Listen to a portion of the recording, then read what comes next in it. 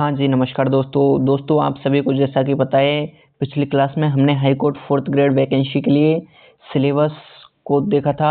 उसी के साथ आप सभी को जैसे मैंने बताया कि आज के दिन हम इसमें जो टॉपिक हैं उनको कवर करेंगे। सबसे पहले देखो आज हम हिंदी का टॉपिक लेते हैं। हिंदी का जो सभी जानते हैं लगभग छोटी क्लासों में ही पढ़ा दिया जाता है ये टॉपिक संज्ञा, इसके बारे में विस्तृत रूप से अध्ययन करेंगे। ठीक है दोस्तों, पार्ट फर्स्ट है ये अपना संज्ञा का। ठीक है, लेकिन इसमें देखो एक चीज़ की गारंटी है 100% यहीं से छपेगा। देखो मतलब कोशिश रहेगी कि पेपर यहीं से बनेगा, क्योंकि तुम्हें तैयारी भी इस प्रकार से कराई जाएगी कि पेपर भी यहीं से बनेगा। और पहला टॉपिक है अपना हिंदी व्याकरण। जब सबसे पहले हिंदी व्याकरण करेंगे, ठीक है, उसमें पहला टॉपिक संज्ञा का। बस दोस्तों एक चीज़ है, आपको इसको समझना है, ऐसा नहीं है रटना है अपने को। इतनी अच्छी प्रकार की हिंदी है कि आप बस एक बार समझ जाओ, आपको हर एक एग्जाम में काम आने वाली है ये। ठीक है, कभी भूलना ही नहीं है अपने को। ठीक है, चलिए तो इसी के साथ क्लास को शुरू करते हैं। और हाँ दोस्तों, वीडियो को एंड तक जरूर देखें, क्लास बहुत ही शानदार होने वाली है। संज्ञा, देखो संज्ञा है, सबसे पहले संज्ञा की परिभाषा को समझते हैं। संज्ञा की परिभाषा है किसी व्यक्ति, वस्तु, स्थान, भाव, और एक है दोस्तों जाति। किसी व्यक्ति, वस्तु, स्थान, जाति, भाव, मतलब इनमें से किसी का भी नाम हो, जैसे किसी व्यक्ति का नाम हो, कोई वस्तु का नाम हो, कोई भी स्थान का नाम हो, कोई भी जाति का नाम हो, किसी भी प्रकार का भाव हो, आदि का नाम का बोध कराने वाले शब्द क्या कहलाते हैं? संज्ञा कहलाते हैं। ठीक है दोस्तों, आप सभी को आई होप परिभाषा समझ में आ गई होगी। परिभाषा सिंपल है, किसी व्यक्ति, वस्तु, स्थान, जाति, भाव आदि के नाम का बोध कराने वाले जो शब्द हैं वही क्या है? संज्ञा है। ठीक है दोस्तों, और चलो इससे आगे समझते हैं संज्ञा के कितने प्रकार होते हैं दोस्तों। संज्ञा के 3 प्रकार होते हैं। ठीक है, 3 प्रकार कौन कौन से होते हैं? पहला है व्यक्तिवाचक संज्ञा, दूसरा है भाववाचक, तीसरा है जातिवाचक। ठीक है, लेकिन आपने कहीं कभी कभी सुना होगा कि संज्ञा 5 प्रकार की होती है। तो आपको बता दूं, जातिवाचक संज्ञा है उसके 2 भेद होते हैं, एक है समूहवाचक और दूसरा है द्रव्यवाचक। दोस्तों ये क्या है, थोड़ी सी पीडीएफ कट हो गई है, लेकिन कोई बात नहीं, आप सभी सुन पा रहे होंगे और समझ में भी अच्छे से आ रहा होगा। देखो संज्ञा 3 प्रकार की, अगर सिंपली आपसे पूछा जाए संज्ञा कितने प्रकार की होती है, तो 3 प्रकार भी करेक्ट माना जाएगा, जैसे व्यक्तिवाचक, भाववाचक और जातिवाचक। इसके बाद जातिवाचक के भी 2 रूप हैं, एक तो है समूहवाचक और दूसरा है द्रव्यवाचक। ठीक है दोस्तों, अब इसमें थोड़ा सा इसके बारे में अध्ययन करते हैं। जैसे संज्ञा व्यक्तिवाचक में क्या होता है, एक तो इसमें क्या होगा, जैसे किसी भी व्यक्ति का नाम होगा। ठीक है, और ये जो व्यक्तिवाचक संज्ञा है ये किसका बोध कराएगी, मतलब निश्चित का बोध कराएगी, यानी कोई भी चीज जो फिक्स है उसका हमें क्या कराएगी, ज्ञान कराएगी या बोध कराएगी। ठीक है, और एक इसकी विशेषता है कि ये क्या है, एक का बोध कराती है। मतलब व्यक्तिवाचक में ऐसा नहीं है एक से ज्यादा का बोध कराया जाए, केवल और केवल आपको जो भी शब्द है वो केवल और केवल एक शब्द का बोध कराएगा। ठीक है, इसके बाद अगला है जातिवाचक संज्ञा। इसमें क्या है, नाम नहीं होगा। जो जातिवाचक संज्ञा है, जैसे किसी व्यक्ति विशेष का नाम नहीं होगा, इसमें पूरी जाति का नाम होगा। ठीक है, उसके बाद ये जातिवाचक संज्ञा है, ये क्या है, अनिश्चितता का बोध कराती है, मतलब कोई निश्चित नहीं होता है व्यक्तिवाचक की तरह। ये क्या है, अनिश्चितता का बोध कराती है। ठीक है, और तीसरा इसकी विशेषता है, ये क्या है, समूह में होती है या फिर जातिवाचक बहुवचन में होती है। मतलब जैसे कोई भी जाति ले लो, मतलब ऐसे ले सकते हो सेना, तो सेना केवल एक व्यक्ति का, मतलब व्यक्ति के बारे में नहीं बता रही है, वो क्या है, समूह के बारे में बता रही है। मतलब एक जो सैनिक हैं उनका समूह है वो क्या है, सेना, और बहुवचन का बोध कराती है। ठीक है, इसके बाद अगला है भाववाचक। ये भाववाचक में क्या होता है, इसमें इसकी विशेषता है, इसको ना ही छू सकते हैं। ठीक है दोस्तों, जो भाववाचक होती है उसको ना ही छू सकते हैं और ना ही देख सकते हैं। ठीक है, और ना ही मतलब स्पर्श कर सकते हैं, और ना ही रूप रंग आकार होता है। जो भाववाचक संज्ञा होती है इनको ना ही हम छू सकते हैं, ना देख सकते हैं आंखों से, ना ही जिनका रूप रंग आकार होता है कोई भी, ना ही उसे हम, मतलब भाव है, आप समझ सकते हो, फीलिंग को भाई छू थोड़ी सकते हैं, ना ही फीलिंग को देख सकते हैं। जैसे लव हुआ, हेट हुआ, जो प्रेम हुआ और नफरत हुई, उनको भाई छू थोड़ी सकते हैं, वो केवल और केवल भाव है। जैसे कोई भावुक हो जाता है वो भाव है। ठीक है, तो हम सिंपली समझ सकते हैं तीनों संज्ञा के तीनों रूप आपको, मैं आई होप समझ सकता हूँ कि समझ में आ गए होंगे।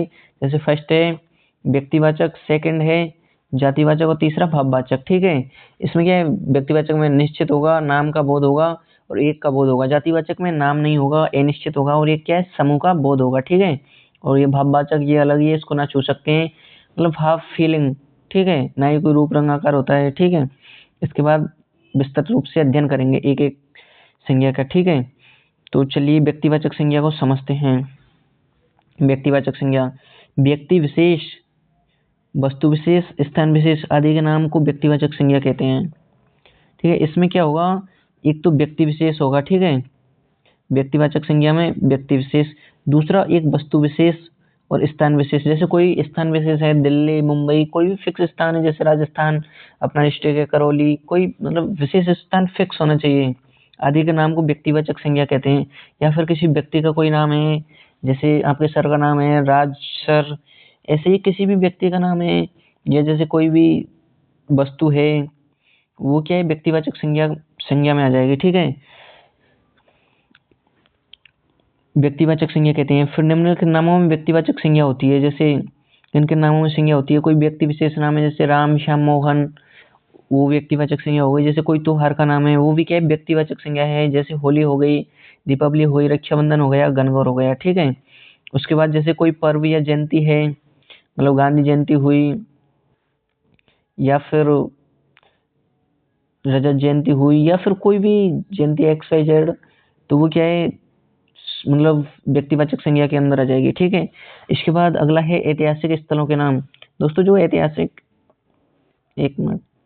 जो ऐतिहासिक स्थलों के नाम है, वो भी क्या है, व्यक्तिवाचक संज्ञा के अंदर आते हैं। जैसे हवा महल हो गया, ताजमहल हो गया, लाल किला हो गया, दिल्ली का लाल किला, चित्तौड़ का किला, ये सारी चीज किसके अंदर आ जाएंगी, व्यक्तिवाचक संज्ञा के अंदर। ठीक है, इसके बाद अगला है ऐतिहासिक युद्धों के नाम। जैसे हल्दी घाटी का युद्ध हो गया, पानीपत का युद्ध हो गया, या कोई भी युद्ध हो गया, जैसे 1857 की क्रांति, वो भी किसके अंदर आ जाएगी, व्यक्तिवाचक संज्ञा के अंदर।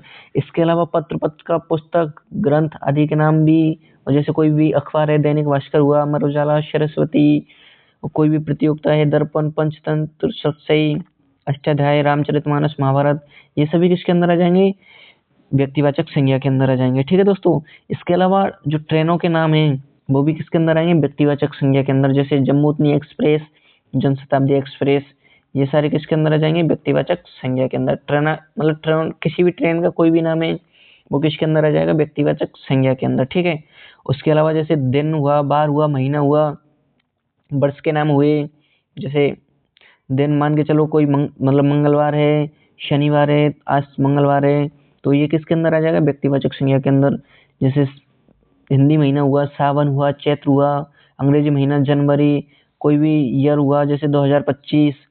इसके अलावा नदी, पहाड़, सागरों के नाम, ये भी व्यक्तिवाचक संज्ञा के अंदर आ जाएंगे। ठीक है, और हाँ दोस्तों, साथ के साथ आपको नोट्स भी बनाने हैं, क्योंकि नोट्स आपके लिए, और हो सकता है इसकी PDF भी प्रोवाइड कर देंगे, लेकिन ये इसकी जो PDF है, वो आपको जो हमारा सक्सेस मिशन बैच चल रहा है उसमें कर दी जाएगी। ठीक है, ऐसे टेलीग्राम पे जो अपना सक्सेस मिशन बैच है या फिर टेस्ट सीरीज है, उसके अंदर अपलोड की जाएगी। तो अगर वो आपको ज्वाइन करना है, उसके बारे में आगे इन्फॉर्मेशन देंगे। जैसे इसमें दे रखा है नदी, पहाड़, सागरों के नाम, ये भी किसके अंदर आ जाएंगे, व्यक्तिवाचक संज्ञा के अंदर। जैसे गंगा हुआ, यमुना हुआ, हिमालय हुई, देखो जैसे गंगा नदी हुई, यमुना नदी, हिमालय पर्वत हुआ है, हिमाचल, और ये हिंद महासागर, ये सभी किसके अंदर आ जाएंगे, व्यक्तिवाचक संज्ञा के अंदर। ठीक है, इसमें देखो एक नोट लिखना है आपको, जो संसार में एक ही हो, या जिसका एक ही होने का बोध हो, या फिर जो निश्चय हो, वो किसके अंदर अंतर्गत आ जाएंगे, व्यक्तिवाचक संज्ञा के अंतर्गत। यानी जो संसार में क्या होना चाहिए, केवल और केवल एक ही हो, और वो भी क्या है, निश्चित हो, मतलब फिक्स हो, वो किसके अंतर्गत आ जाएगा, व्यक्तिवाचक संज्ञा के अंतर्गत। ठीक है, जैसे भाई महात्मा गांधी जी हैं, जैसे महात्मा गांधी जी ने अहिंसा की अलख जगाई, नेताजी ने आजाद हिंद फौज का गठन किया, तो भाई नेताजी तो केवल एक ही हैं, और ये महात्मा जी हैं, भाई महात्मा गांधी हैं, और ये नेताजी सुभाष चंद्र बोस, ये भी केवल और केवल एक ही हैं। तो और एक हैं और फिक्स है, निश्चित हैं, समझ रहे हो ना। ये जो नोट में यही चीज बताई गई है, जो संसार में एक ही होना चाहिए और निश्चय होना चाहिए। महात्मा जी भाई एक ही हैं, महात्मा जी के नाम से सभी समझ सकते हो, महात्मा गांधी, नेताजी सुभाष चंद्र बोस, नेताजी वही हैं, उनके अलावा कोई नहीं है। ठीक है दोस्तों, और हाँ दोस्तों, आगे पढ़ेंगे नेक्स्ट क्लास में, लेकिन उससे पहले आपके लिए बहुत ही शानदार खुशखबरी है। टेलीग्राम पे हमने सक्सेस मिशन बैच लॉन्च किया है और वो आज से ही शुरू होने वाला है। 25 नवंबर से सक्सेस मिशन बैच है और टेस्ट सीरीज है साथ के साथ, ठीक है। High court 4th grade exam 2025 के लिए अगर आपको इसमें सिलेक्शन लेना है तो आप इस बैच को ज्वाइन कर सकते हैं। उसके लिए देखो, बैच को ज्वाइन करने के लिए आपको एक काम करना है, ये जो व्हाट्सएप नंबर दे रखा है इस पे आपको मतलब व्हाट्सएप पे मैसेज करना है, ठीक है। व्हाट्सएप पे मैसेज करना है और इसके बारे में आप इंफॉर्मेशन ले सकते हो पूरी।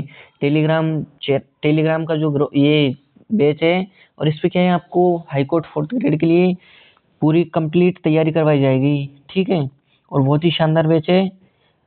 ये जो अपना टेलीग्राम चैनल भी है मिस्टर राज स्टडी हब, इसकी लिंक आपको या तो कमेंट सेक्शन में या फिर डिस्क्रिप्शन में दे दी जाएगी, वहां से आप इसको ज्वाइन भी कर सकते हो।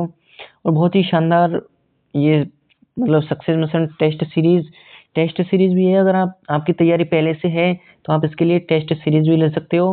प्राइस ज़्यादा नहीं है, प्राइस भी बहुत कम है। लगभग जो सक्सेस मिशन बैच है उसकी प्रथम 100 विद्यार्थियों के लिए 299 फीस है, मात्र 299, ठीक है। और जो टेस्ट सीरीज है उसकी हमने प्रथम 100 विद्यार्थियों के लिए 99 रुपये रखे है, ठीक है। और अगर ये भी ज़्यादा लगती है तो वैसे ज़्यादा तो क्या, क्योंकि इसमें आपको तैयारी भी एक अलग ही लेवल पे करवाई जाएगी, क्योंकि यूट्यूब पे वो सारी चीज़ें हम नहीं करवा सकते। तो टेलीग्राम बैच को ज़रूर से ज्वाइन करें। बैच को ज्वाइन करने के लिए आपको कुछ नहीं करना है, ये जो नंबर दे रखा है व्हाट्सएप नंबर, इस पे मैसेज करना है, ठीक है। सिंपली मैसेज करके और आपको ये QR कोड भेजेंगे। उसके बाद आपको मतलब फ़ोन पे करके या फिर जैसे किसी भी ऐप से पेमेंट भेज के उसके बाद आपको ज्वाइन करवा दिया जाएगा, ठीक है दोस्तों। तो आई होप आपको ये जो संज्ञा वाला टॉपिक है इसकी फर्स्ट क्लास अच्छे से समझ में आई होगी। मिलते हैं अगली वीडियो के साथ, तब तक के लिए जय हिंद, goodbye and take care all of you.